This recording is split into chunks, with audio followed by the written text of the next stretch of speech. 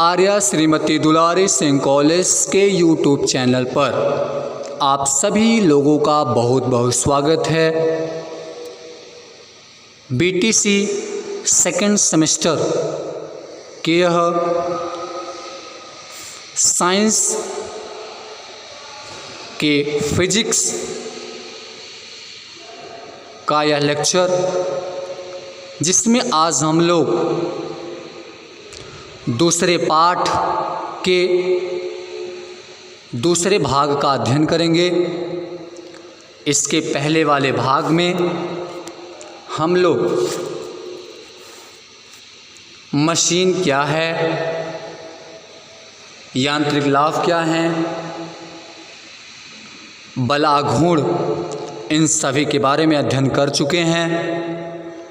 इस वीडियो में आज हम लोग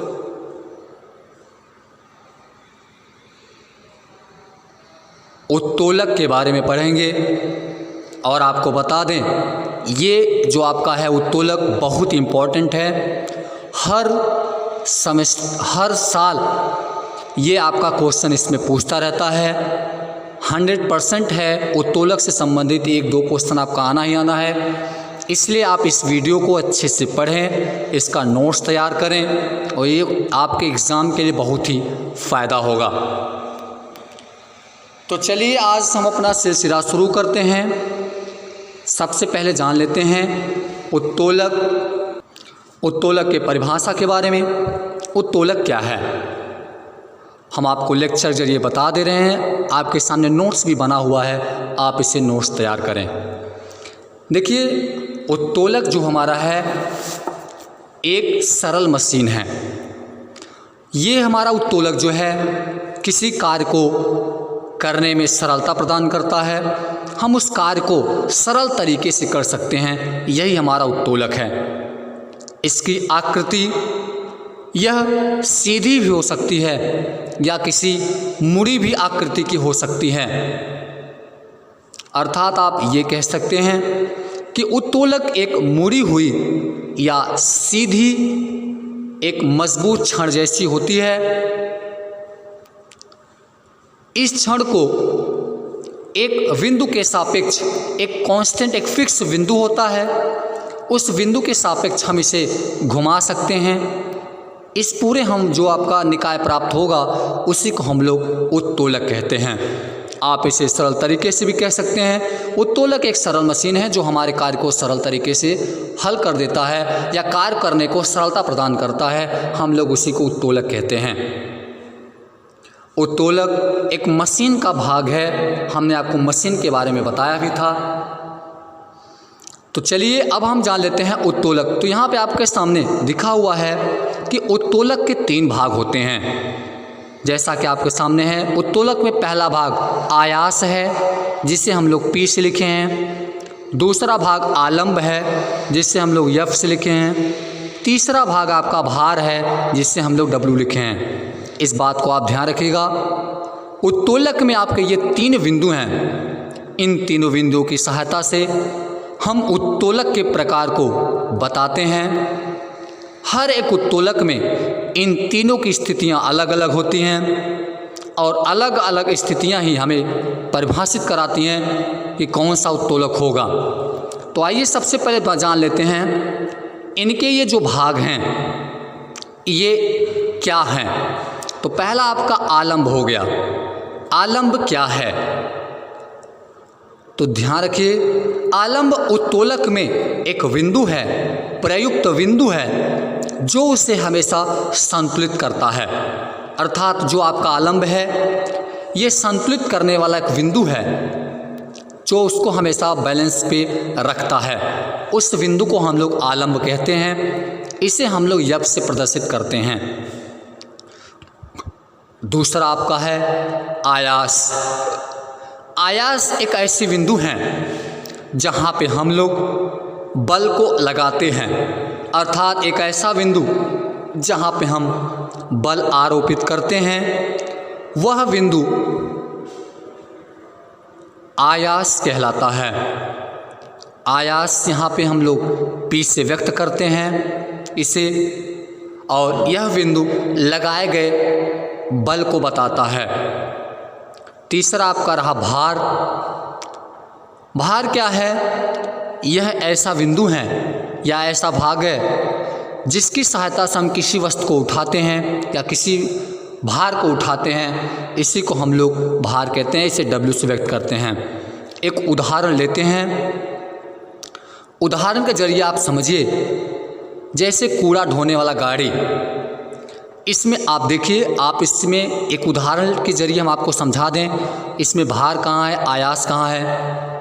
तो जब अपने दिमाग में कूड़ा उठाने वाले जो यंत्र है, मशीन है, उसको दिमाग में बैठाएं, तो जो कूड़ा वाले मशीन है, सबसे पहले जो कूड़ा उठाने वाला व्यक्ति है उसको नीचे गिरा देता है, उसमें कूड़ा भर लेता है।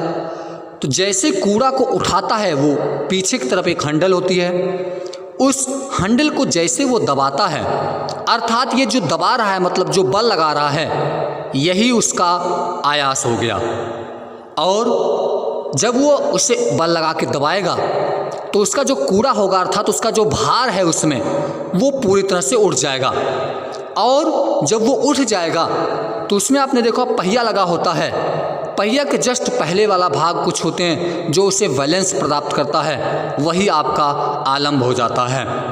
यही तो 3 बिंदु थे जो उत्तोलक के भाग को बताते हैं, और इन्हीं तीनों भागों की सहायता से उत्तोलक का निर्माण होता है। और ये तीनों बिंदु ही उत्तोलक के बहुत ही महत्वपूर्ण स्थितियां हैं। हर एक उत्तोलक में इन तीनों की स्थितियां अलग अलग होती हैं। तो चलिए अब हम बात करते हैं उत्तोलक के प्रकार में। उत्तोलक का परिभाषा सीखा, उत्तोलक में कौन कौन से भाग होते हैं। उत्तोलक में 3 भाग होते हैं, बताया हमने, उनका भी परिभाषा सीखा। अब हम जान लेते हैं उत्तोलक के प्रकार, अर्थात उत्तोलक कितने प्रकार के होते हैं। आपको बता दें, उत्तोलक भार, आलंब और आयास, इन तीनों स्थितियां होने के कारण इन तीनों बिंदुओं के आधार पर उत्तोलक को 3 भागों में बांटा गया। पहला प्रथम प्रकार का उत्तोलक, दूसरा द्वितीय प्रकार का उत्तोलक, तीसरा तृतीय प्रकार का उत्तोलक। इस तरीके से आपका उत्तोलक 3 प्रकार का होता है।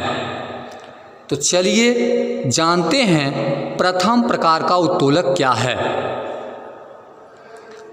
तो प्रथम प्रकार का हमारा उत्तोलक, इस प्रकार के उत्तोलक में आलंब बीच में होता है और एक ओर भार होता है और दूसरी ओर आयास भुजा होता है या आयास होता है, अर्थात जो दूसरी ओर जहाँ पे हम बल लगाते हैं वह हमारा आयास हो जाता है।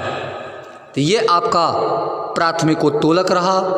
प्राथमिक उत्तोलक में आपको हमेशा ध्यान देना है कि प्रथम प्रकार का उत्तोलक जो है उसमें जो बीच में रखने वाला होता है हमेशा आलंब को ही रखा जाता है।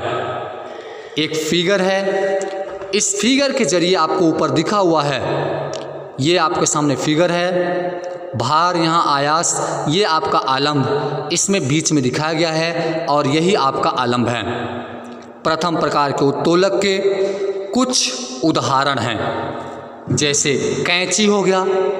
जब आप कैंची लगाएंगे तो देखिए एक सिरे पर इसके बीच में आप भार को, बीच में इसके बैलेंस होता है जहाँ से घूमता है, और आप किसी भार को रखेंगे जिसको आप काटना होगा और एक तरफ आप दूसरी तरफ बल लगाएंगे जो आपका आयास हो जाएगा।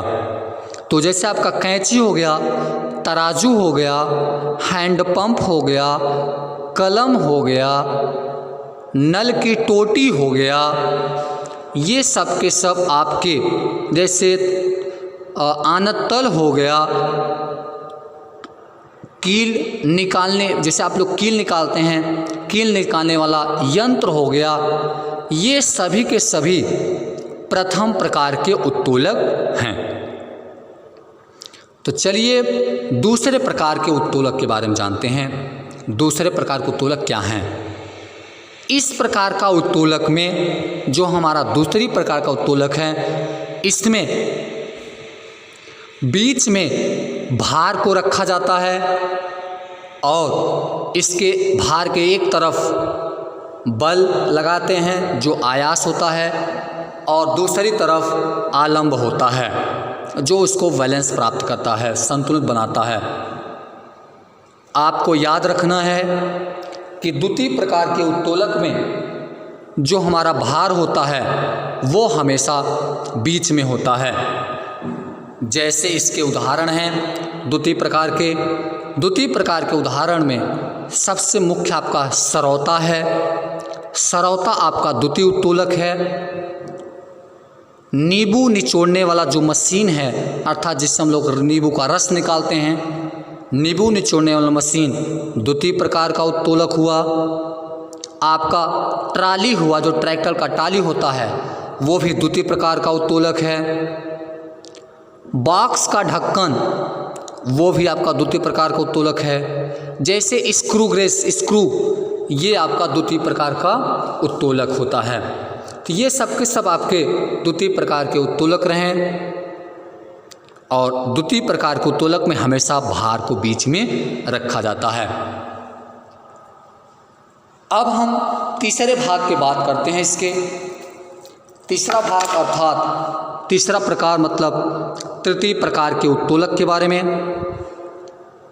तो तृतीय प्रकार का उत्तोलक क्या है? ये हमारा जो तृतीय प्रकार का उत्तोलक है, इस प्रकार के उत्तोलक में एक सिरे पर आलंब, दूसरे सिरे पर भार और इसमें जो बीच में होता है हम लोग बल लगाते हैं, मतलब जो इसका आयास होता है वो हमेशा इसमें बीच में रखा जाता है। आपके सामने फिगर बना हुआ है, एक तरफ भार, दूसरा तरफ आलंब और इसमें जो बीच में रखा जाता है वो आयास को रखा जाता है, अर्थात जो बल लगाया जाता है वो हमेशा आलंब आयास पे ही लगाया जाता है। जैसे आपका हो गया चिमटा, तो जो इस पे चिमटा होता है, आप चिमटा को देखिए, तो जब चिमटा को लगाते हैं बल तो हमेशा इसके एक बीच में ही आप इसके बल लगाते हैं, इसलिए हमारा ये आयास बुझा होता है। तो तृतीय प्रकार के उत्तोलक में आपका महत्वपूर्ण उदाहरण जैसे चिमटा, हल, चाकू, फावड़ा और मनुष्य की जो भुजाएं हैं, जैसे आप अपने भुजा को फैलाइए, तो ये भी आपका तृतीय प्रकार के उत्तोलक में आ जाता है। तृतीय प्रकार के उत्तोलक में सीढ़ी भी आपका जो आता है, जिसके हम लोग ये जो बांस वाली सीढ़ी होती है, तृतीय प्रकार का उत्तोलक है। तो ये आपके उत्तोलक रहें और उत्तोलक के प्रकार को हमने बताया, परिभाषित किया। आप सभी इनके उदाहरण को अच्छे से याद रखिएगा, क्योंकि इन सभी उदाहरण में आपको एक ऑब्जेक्टिव प्रश्न दे देगा, आपको दे देगा सरौता किस प्रकार का उत्तोलक है, आपको बताना है। तो ऐसे में स्थिति में आप इन सभी को अच्छे से याद करिए। हम आपके लिए एक बहुत छोटा सा ट्रिक बनाए हुए हैं यहाँ पे। इस ट्रिक के जरिए उत्तोलक के प्रकार को, किस उत्तोलक में कौन सा भाग कहाँ होता है, इसको बहुत ही अच्छी तरीके से यहाँ पे ट्रिक के जरिए समझाए हैं। यहाँ पे आपको लिखा गया यफ, ये फर्स्ट लिखा गया है। फर्स्ट का मतलब प्रथम प्रकार के उत्तोलक में, यफ का मतलब फोर्स अर्थात आयास, मतलब प्रथम प्रकार के उत्तोलक में जो आपका आयास होगा वो बीच में रहेगा। प्रथम प्रकार के उत्तोलक जैसे कैंची, प्लास, तराजू, कील निकालने वाला मशीन, आनत तल, इन सभी को जो हैं प्रथम प्रकार के उत्तोलक में रखा गया। और आपको एक नोट पॉइंट बता दें, यहाँ पे जो ए बराबर रखा गया एक है, यहाँ पे ए जो बता रहा है यांत्रिकी लाभ बता रहा है। हमने आपको बताया था यांत्रिक लाभ बराबर क्या होता है, उठाया गया बोझा अर्थात भार बटे लगाया गया बल, दोनों का अनुपात ही आपको बताता है यांत्रिक लाभ।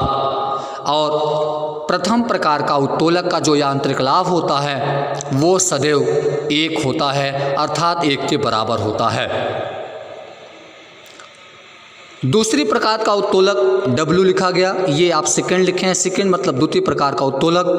तो द्वितीय प्रकार के उत्तोलक में W अर्थात वेट मतलब भार को हम लोग बीच में रखते हैं। जैसे उदाहरण रहे सरौता, नींबू निचोड़ने वाला मशीन यंत्र, पंच मशीन कूड़ा उठाने वाला मशीन, ये सब के सब द्वितीय प्रकार के उत्तोलक में रखे गए हैं, क्योंकि इन सभी प्रकार के उत्तोलक में जो भार होता है वो सदैव बीच में होता है।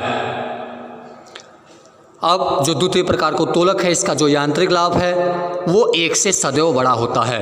ध्यान दीजिएगा, इसका जो यांत्रिक लाभ अर्थात उठाया गया बोझा मतलब और लगाया गया बल का जो अनुपात है, दोनों का अनुपात 1 से अधिक आता है। इसलिए द्वितीय प्रकार को उत्तोलक का जो यांत्रिक लाभ है वो सदैव 1 से अधिक होता है।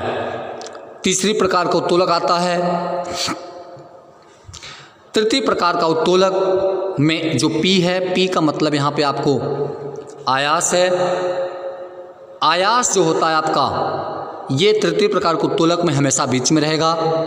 जैसे चिमटा, हल, मनुष्य का भुजा, सीढ़ी, ये सब के सब, फावड़ा, चाकू, ये सब के सब आपके तृतीय प्रकार के उत्तोलक में रखे गए हैं।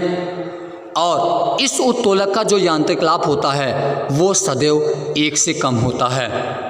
अर्थात जब इसमें भार और लगाया गया बल का अनुपात निकाला जाता है तो वह अनुपात सदैव 1 से कम आता है।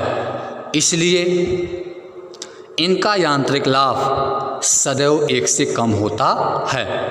तो ये आपके लिए रहा ट्रिक FWP। FWP का मतलब फोर्स, वेट, और यहाँ पे जो P फॉर आयास को बता रहा है।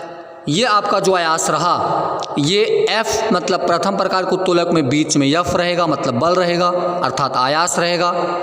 द्वितीय प्रकार के उत्तोलक में W रहेगा, तृतीय प्रकार के उत्तोलक में P रहेगा। इसे हमने FWP, आप इसे ट्रिक के जरिए याद कर लीजिए और अच्छे से इसे याद कर लीजिए। आपसे पूछा जाए द्वितीय प्रकार के उत्तोलक तो तुरंत बताइए, आपको याद होना चाहिए कि द्वितीय प्रकार मतलब W बीच में होगा।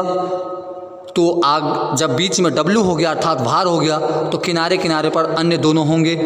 तो ये आपके लिए बहुत सुपर ट्रिक है, इससे आप अच्छे से उत्तोलक के प्रकार को याद कर सकते हैं बहुत सरल तरीके से।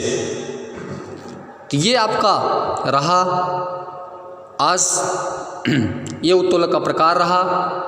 उत्तोलक के प्रकार को हमने उदाहरण सहित दोहराया, बताया और आपको ज़रूर समझ में आया होगा।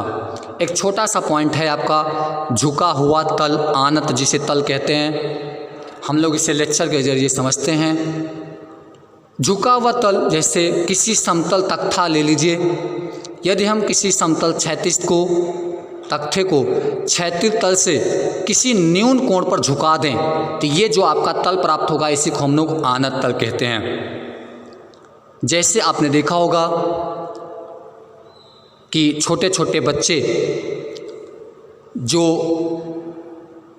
एक आनत तल फिसलने वाला जो फर्श होता है, झूलने वाला, जिस पे बच्चे चढ़ करके फिसलते हुए नीचे आते हैं, वो हमारा जो तल है इसी को हम लोग आनत तल कहते हैं। क्योंकि आपने देखा होगा ये कुछ कोण पर, कुछ न्यून कोण पर झुकी हुई होती हैं और इसका जो प्लेन समतल होता है, पूरा एक समतल प्लेट होता है, समतल पृष्ठ होता है, इसी को हम लोग आनत तल कहते हैं। आनत तल का उपयोग भारी ड्रम को कम बल लगाकर हम लोग खींच सकते हैं। स्कूटर को सड़क से मकान के चबूतरे पर चढ़ा सकते हैं। जैसे आप लोग स्कूटर चढ़ाते हैं तो अपने घरों पर सीढ़ियों को आनत तल की तरह बनाते हैं, नीचे की तरफ झुका धीरे धीरे ऊपर उठाते हुए जाते हैं। इस तरीके से आप अपने बाइक, कार या स्कूटर को चढ़ाते हैं तो उससे आपको आसानी हो जाता है। छतों पर, छत की घरों की छत पर चढ़ने वाले सीढ़ियों से छत पर चढ़ा जाता है। अर्थात जब आनत तल देखे होंगे जैसे डॉक्टरियों में, डॉक्टर घरों में जब वहाँ पे आपने देखा होगा आनत तल बनाए रहते हैं, उनका फर्श कुछ अंश कोण पर झुका रहता है जिससे हमें उसमें चलने में थोड़ा आसानी हो जाता है। तो ये आपके आनत तल के कुछ उदाहरण रहे।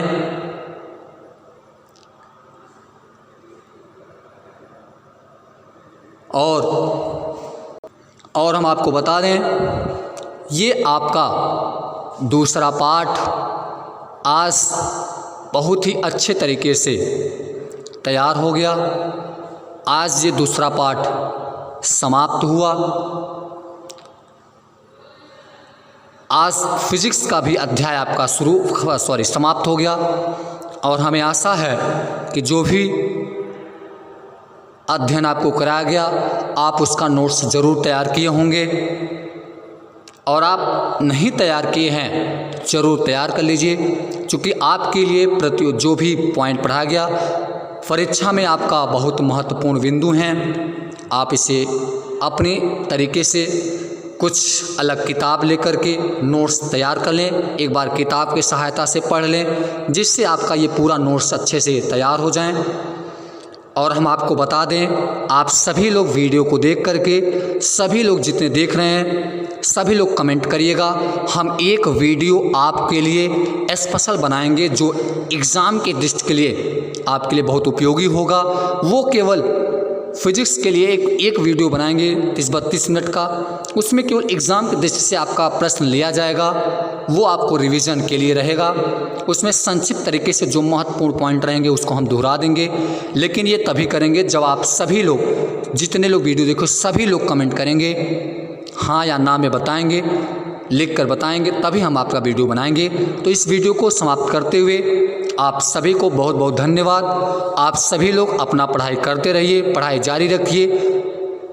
अगली वीडियो हम लोग, ये तो आपका फिजिक्स का लेक्चर समाप्त हुआ, पार्ट समाप्त हुआ, हम लोग अब केमिस्ट्री का शुरुआत करेंगे। तब तक के लिए धन्यवाद, बहुत बहुत धन्यवाद।